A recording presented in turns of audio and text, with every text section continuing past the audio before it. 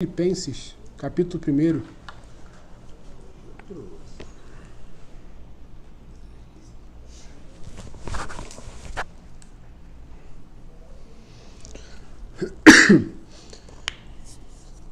Antes da gente entrar no texto propriamente dito, quero só dar um panorama daquilo que eu estudei e pesquisei a respeito da carta de Filipenses, né? Essa foi uma carta que foi escrita por Paulo, né? Na primeira prisão dele em Roma, ali por volta de 61 depois de Cristo. É uma carta bem diferente assim das cartas de Romanos, de Colossenses, porque é uma carta mais pessoal. Ele bota bem aquilo que ele está sentindo na carta ali, falando com os irmãos de Filipenses, né? E como o Submeio falou antes, o Oliveira, ele pegou um pedacinho do que até que eu vou falar aqui também, é uma carta muito bonita, ela é muito alegre, né? Que traz entusiasmo, encorajamento, né? Tanto que palavras que têm a ver com alegria, com regozijai, aparece diversas vezes, né, nesse livro, nesses 4 capítulos de Filipenses. E aí os motivos por que Paulo escreveu isso, primeiro pela gratidão a Filipe, pela igreja de Filipe, que o sustentou desde o início da caminhada dele, né, na caminhada missionária de Paulo. Filipe foi a igreja que se prontificou a estar ajudando ele, né? Nós temos passagens lá em 2 Coríntios que confirmam essa ajuda de Filipe a Paulo no início da sua jornada. E o segundo motivo também foi para alertar, né, os perigos que eles estavam enfrentando, né? Problemas internos, problemas externos, né? Problemas internos como desunião, presunção, egoísmo, vanglória, dissensões, e problemas externos que eram heresias, né? Falsos mestres, que Paulo chega a chamar de adversários. E aí, o primeiro capítulo, que é o que eu vou tentar trazer aqui para os irmãos hoje, eu vejo que ele está um pouco dividido em 3 aspectos, né? Do versículo 1 ao 12 ali, eu vejo Paulo fazendo ações de graças pela igreja de Filipe, sendo grato à igreja de Filipe, né? E um segundo bloco, Paulo fazendo recomendações a respeito das circunstâncias que ele estava vivendo. E no finalzinho ali, eu vejo Paulo suplicando, encorajando os irmãos a se manter unidos, né? E aí vamos ao texto. Filipenses, capítulo 1. Vamos ler primeiro aqui do 1 ao 11. Paulo e Timóteo, servos de Cristo Jesus, a todos os santos em Cristo Jesus que estão em Filipos, juntamente com os bispos e diáconos. A vocês, graça e paz da parte de Deus nosso Pai e do Senhor Jesus Cristo. Agradeço a Deus toda vez que eu me lembro de vocês, em todas as minhas orações em favor de vocês. Sempre oro com alegria, por causa da cooperação que vocês têm dado ao Evangelho, desde o primeiro dia até agora. Estou convencido de que aquele que começou a boa obra em vocês vai completá-la até o dia de Cristo Jesus. É justo que eu assim me sinta a respeito de vocês, uma vez que os tenho em meu coração, pois quer nas correntes que me prendem, quer defendendo e confirmando o Evangelho, todos vocês participaram comigo da graça de Deus. Deus é minha testemunha de como tenho saudade de todos vocês, com profunda afeição de Cristo Jesus. E ele faz uma oração. Esta é minha oração, que o amor de vocês aumente cada vez mais em conhecimento e em toda percepção, para discernirem o que é melhor, a fim de serem puros e irrepreensíveis até o dia de Cristo, cheios de fruto de justiça, fruto que vem por meio de Jesus Cristo para a glória e louvor de Deus. Então a gente pode perceber nesse primeiro bloco aqui, como realmente Paulo tinha a alegria de ser suprido pelaquela igreja, como ele fala que ele tinha uma profunda saudade daqueles irmãos, né? E aí, fazendo um paralelo com o que a gente vive hoje, irmãos, eu posso dizer que eu me sinto alegre de estar aqui com vocês hoje. Eu posso dizer que esses momentos aqui na hora do almoço, eles são preciosos demais para a minha vida, né? Às vezes eu entro até em conflito, deixo de fazer coisas que a minha esposa fala assim, você tem que fazer isso, tem que resolver isso. Eu fico, mas eu não quero abdicar de estar ali com meus irmãos, de estar sendo edificado mutuamente pelos irmãos aqui, porque eu sei que isso tem grande valor para mim. Eu sei quanto Deus usa cada um que vem aqui, cada um que comenta alguma coisa para edificar a nossa vida. Isso tem me fortalecido, me encorajado demais. Então, por isso que Paulo chega a dizer aqui que ele tinha esse sentimento com a igreja de Filipe. Olha, eu sinto uma saudade imensa de vocês. E Deus é minha testemunha disso, que eu sinto essa saudade verdadeira de vocês. porque vocês me supriram, vocês não mediram esforços para me suprir na minha jornada missionária. E eu quero entrar nessa parte que ele fala da oração aqui, que é a oração que ele faz para essas pessoas de Filipe, a igreja de Filipe, que ele fala assim: essa é a minha oração, que o amor de vocês aumente cada vez mais em conhecimento e em toda percepção, para discernir aquilo que é melhor, a fim de serem puros e irrepreensíveis até o dia de Cristo, cheios de fruto de justiça. Fruto que vem por meio de Jesus Cristo, para a glória e louvor de Deus. Quero pegar 3 partes dessa oração que Paulo faz aqui, que é a primeira que ele fala que é aumentar o amor por meio do conhecimento, para que a gente possa ter toda a percepção. E eu fiquei meditando nisso, falei, aumentar o amor por meio do conhecimento. Falei, como eu poderia aumentar o meu amor por meio do conhecimento? Quem é o meu exemplo de amor? Só consigo pensar em Cristo. E o mesmo Cristo fala lá em Mateus 22, 37, 39. Ele fala assim, ó: ame o Senhor, o seu Deus, de todo o seu coração, de toda a sua alma e de todo o seu entendimento. Este é o primeiro mandamento. E o segundo é semelhante a ele: ame ao seu próximo como a si mesmo. Paulo está falando lá em Filipe, aumentar o amor por meio do conhecimento. Jesus falou: ame o Senhor teu Deus com toda a tua alma, com todo o teu entendimento. E aí, fazendo um paralelo, que a Bíblia tem vários versículos, várias passagens que nos instrui a esse respeito de aumentar o amor por meio do conhecimento, como está lá em Pedro 3, 2 Pedro 3, 17 e 18, que diz assim: portanto, amados, sabendo disso, guardem-se para que não sejam levados pelo erro dos que não têm princípios morais, nem percam sua firmeza e caiam. Cresçam, porém, na graça e no conhecimento do nosso Senhor Salvador Jesus Cristo. A Ele seja a glória agora para sempre. Amém. Então Paulo fala: a minha oração é que vocês aumentem o amor de vocês por meio do conhecimento.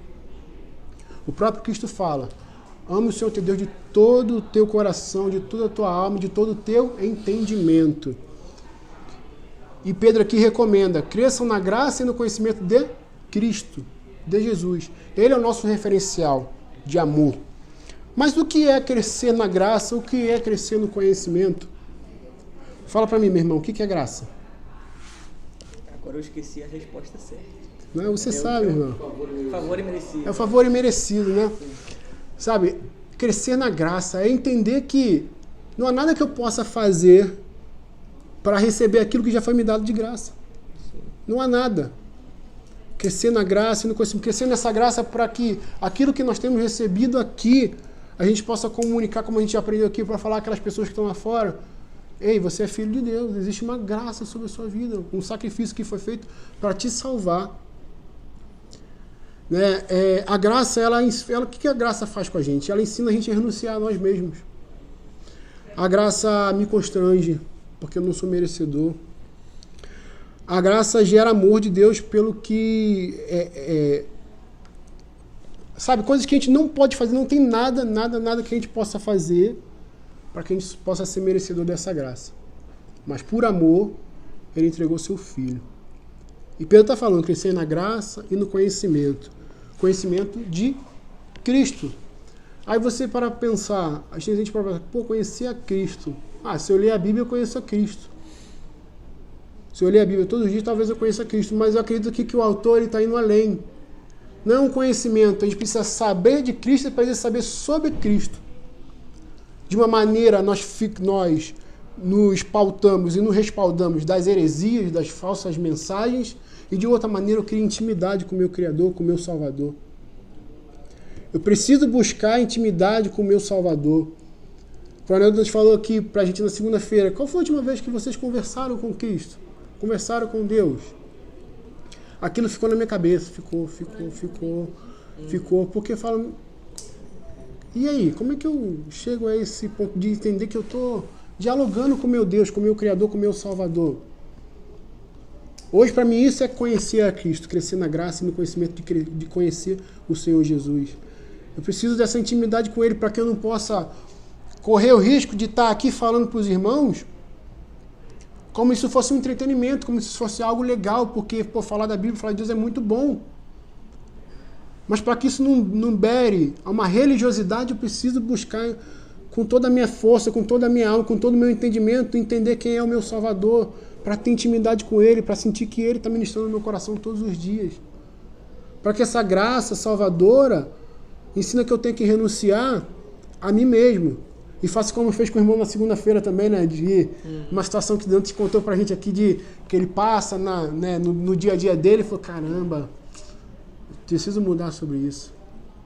Né? E aí o segundo ponto, meus irmãos, para perceber, para discernir aquilo que é melhor. Romanos 12:2 vai dizer assim, ó, não se amoldem ao padrão deste mundo, mas transformem-se pela renovação da sua mente, para que sejam capazes de experimentar e comprovar a boa, agradável e perfeita vontade de Deus. A gente talvez não, com certeza a gente tenha a nossa mente renovada de acordo com a nossa entrega a Cristo, de acordo com a nossa busca pela intimidade com Ele, de acordo com a meditação na sua palavra, de acordo com a nossa entrega verdadeira. Né? A palavra de Deus fala, buscareis e me achareis quando me buscareis de todo o vosso coração. Isso é sentimento, isso é verdade. Né? Isso não é mero cumprimento de regras ou de performance. O pastor Luciano Subirá chega a dizer que ele estava fazendo um jejum de 40 dias, só de água. 40 dias. Eu falei, cara, quase impossível isso para mim. Assim. E o Espírito Santo falou, e aí, para que você está fazendo isso? É a tua performance que eu estou buscando? É o teu cumprir de quadrinhos que eu estou buscando? Ou é a intimidade contigo, o relacionamento contigo que eu quero? A gente precisa ter cuidado com esse limiar, com essa linha tênue entre ser um mero religioso e ser alguém que realmente está buscando a Deus pelo aquilo que Ele é, pela verdade, pelo amor que Ele comunicou a nós através do Seu Filho. A gente precisa estar olhando, avaliando nossos caminhos todos os dias, desde a hora que a gente levanta, a hora que a gente deita. É muito fácil perder o olhar de Cristo. É muito fácil perder o olhar nas coisas do alto. Precisamos ter... Por isso que Paulo faz essa oração. Filipe era uma igreja que ajudava ele, que era boa, que acreditava naquilo que Paulo estava pregando, o evangelho, defendendo o evangelho, mesmo estando preso. E ele fala, a minha oração é que vocês aumentem o amor de vocês com todo o conhecimento, para que vocês possam discernir aquilo que é melhor. E aí ele continua, para que vocês sejam puros, irrepreensíveis, até o dia de Cristo, cheios de frutos de justiça. 1 Pedro vai dizer assim, ó, portanto, estejam com a mente preparada, prontos para a ação, sejam sóbrios e coloquem toda a esperança na graça que lhes será dado quando Jesus Cristo for revelado. Como filhos obedientes, não se deixam moldar pelos maus desejos de outrora, quando viviam na ignorância. Mas assim, como é santo aquele que o chamou, sejam santos vocês também em tudo o que fizerem. Quando a gente cresce no amor e no conhecimento de Cristo, quando a gente tem a nossa mente renovada, a gente consegue cumprir isso, porque o meu desejo não é mais o meu desejo, é aquilo que Deus quer para a minha vida, aquilo que o Senhor ministra no meu coração para fazer.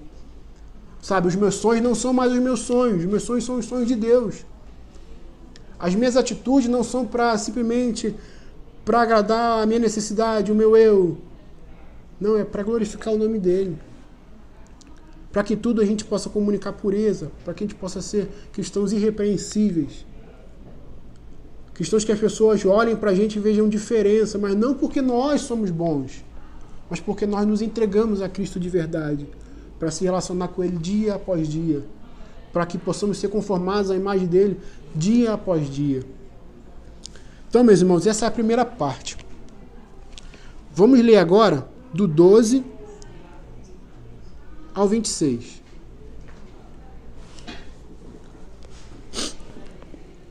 Quero que saibam, irmãos, que aquilo que me aconteceu tem antes servido para o progresso do Evangelho. Como resultado, tornou-se evidente a toda a guarda do palácio e a todos os demais que estou na prisão por causa de Cristo. E a maioria dos irmãos, motivados no Senhor pela prisão, estão anunciando a palavra com maior determinação e destemor. É verdade que alguns pregam por inveja e rivalidade, mas outros o fazem de boa vontade. Estes o fazem por amor, sabendo que aqui me encontro para a defesa do Evangelho. Aqueles pregam a Cristo por ambição egoísta, sem sinceridade, pensando que me podem causar sofrimento enquanto estou preso. Mas o importante é que, de qualquer forma, seja por motivos falsos ou verdadeiros, Cristo está sendo pregado. E por isso me alegro. De fato, continuarei a alegrar-me, pois sei que o que aconteceu resultará em libertação, graças às orações de vocês e auxílio do Espírito Santo, do Espírito de Jesus Cristo. Aguardo ansiosamente. Espero que em nada serei envergonhado. Pelo contrário, com toda a determinação de sempre, também agora Cristo será engrandecido em meu corpo, quer pela vida, quer pela morte. Porque para mim o viver é Cristo e o morrer é lucro. Caso continue vivendo no corpo, terei fruto do meu trabalho. E já não sei o que escolher. Estou pressionado dos dois lados. Desejo partir e estar com Cristo, o que é muito melhor. Contudo, é mais necessário por causa de vocês que eu permaneça no corpo. Convencido disso, sei que vou permanecer e continuar com todos vocês, para o seu progresso, alegria na fé, a fim de que pela minha presença outra vez a exultação de vocês em Cristo Jesus transborde por minha causa. Então nessa segunda parte aqui, Paulo vem falando que Paulo comunica para a gente que tudo que a gente passa na vida coopera para que o evangelho seja pregado, coopera para que outras pessoas sejam encorajadas a pregar essa palavra, a receber essa palavra. Ele fala aqui, quero que saibamos que aquilo que me aconteceu antes tem servido para o progresso do evangelho. E aí ele fala que os irmãos vendo aquelas cadeias de Paulo, a prisão dele ali, Paulo está preso e está pregando, e está defendendo o evangelho. Eles se sentiam encorajados a fazer a mesma coisa por aquilo que Paulo estava sofrendo. Por aquele açoite, pelaquela prisão que Paulo estava sofrendo. Sabe, e bonito aqui o que Paulo fala, que ele fala, né, que ele aguarda ansiosamente e espera que nada ele seria envergonhado. Pelo contrário, com toda a determinação de sempre, também agora Cristo será engrandecido em meu corpo, quer pela vida, quer pela morte, porque para mim viver é Cristo e morrer é lucro. E ele fala que ele está cogitando entre dois pensamentos, entre morrer e estar com Cristo, ou permanecer ali vivo por conta daqueles que estavam ali. E aí eu comecei a pensar sobre isso. O desejo de Paulo aqui não era aquele desejo mundano, de muita gente que não está aguentando mais sofrer e pede para Deus levar, se eu me levo que eu não estou aguentando mais. O desejo de Paulo ali é porque ele queria estar com Cristo. Pelo amor a Cristo, pelo amor ao Evangelho. Sabe, não era um desejo de morrer porque desistiu da vida por conta dos sofrimentos. Sabe, era um amor, era uma vontade, um desejo de estar com Ele, de ver a Cristo. Né? Mas ele fala que, por amor dos irmãos, ele preferia estar vivo ali para que a obra continuasse sendo feita, para que o encorajamento continuasse ocorrendo, acontecendo. Eu vejo isso aqui, meus irmãos. Cada um está aqui hoje porque Deus quer que cada um esteja aqui hoje. Cada um que vem aqui traz uma palavra de edificação, de encorajamento, está aqui porque Deus quer que seja assim, para que possamos estar sendo edificados mutuamente dia após dia. Como eu falei no início, esse momento para mim é precioso. E aquilo que Paulo sentia ali em relação a Filipe, eu sinto em relação aos irmãos aqui em cada momento. Uma alegria, um gozo de poder chegar a conversar com meu amigo da minha sessão ali e falar de coisas de Deus, abertamente. Com todo mundo ao meu redor ouvindo que a gente está falando sobre isso. E ninguém, sabe, reclamar ou ninguém nos falar, pô, esse pessoal chato aí, alguma coisa assim. Essa liberdade de poder falar sobre situações da vida difíceis que a gente passa e algo que Deus ministrou no coração dele, aquilo vem ao meu coração e me edifica. E aí, irmãos, já concluindo, né, Paulo termina lá em Filipenses 27 ao 30, ele termina falando assim, eu vou ler só o 27. Não importa o que aconteça, exerçam a sua cidadania de maneira digna do Evangelho de Cristo, para que assim, quer eu vá e os veja, quer apenas ouça a seu respeito em minha ausência, Fique eu sabendo que vocês permanecem firmes num só espírito, lutando unânimes pela fé evangélica. Paulo termina o capítulo falando da união dos irmãos, para que eles se mantenham firmes. E eu lembro o nosso estudo de Coríntios, que Paulo também fala isso lá, 1 Coríntios, capítulo 1, versículo 10, ele fala: irmãos, suplico-lhes, em nome do Senhor Jesus, que vivam em harmonia uns com os outros e ponham fim às divisões entre vocês. Antes, tenham o mesmo parecer, unidos em pensamento e propósito. Que as nossas reuniões aqui venham estar unidas em pensamento e em propósito. O propósito é comunicar, é anunciar Cristo. É que por meio do encorajamento, assim como Paulo estava encorajando Filipe ali, que por meio do encorajamento mútuo aqui, a gente não negue a palavra de Deus para quem quer que seja. Que cada oportunidade que nós venhamos ter de anunciar Cristo, nós venhamos abraçar essa oportunidade, para que possamos ser canal de Deus na vida das pessoas. Amém, meus irmãos? Isso que o Senhor tem colocado no meu coração.